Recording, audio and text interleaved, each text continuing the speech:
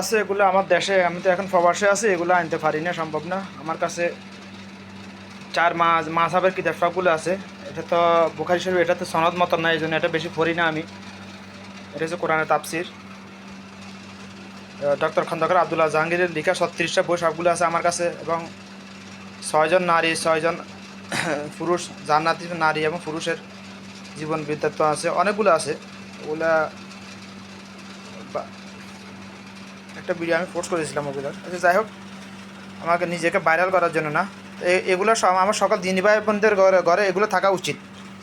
আপনাদেরকে এগুলো দেখানোর উদ্দেশ্য হলো আমার সকল দিনী ভাই বোনদের ঘরে, যারা মুসলমান তাদের প্রত্যেককে ঘরে এগুলো থাকা উচিত। এটা ওয়াজিব মনে করি আমি এগুলো থাকা। এগুলো না থাকলে আপনি মুসলমান কীভাবে হবেন? সন্তানকে মুসলমান কীভাবে বানাবেন? হ্যাঁ, দিনী এলেম দেওয়া প্রত্যেক মা বাবার উপর ফরজ, দিনী এলেম নেওয়া প্রত্যেক আদম সন্তানের উপর ফরজ।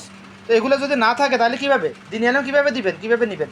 অবশ্যই থাকতে হবে। এই জন্য এরই পরিপ্রেক্ষিতে এই কিতাবগুলা, কোরআনের তাফসির, হাদিসের সকল গ্রন্থ না, যে কোনো একটা গ্রন্থ, হয়তো বুখারী শরীফ, সহিহ বুখারী, মুসলিম শরীফ, যে কোনো একটা হলেও হলো।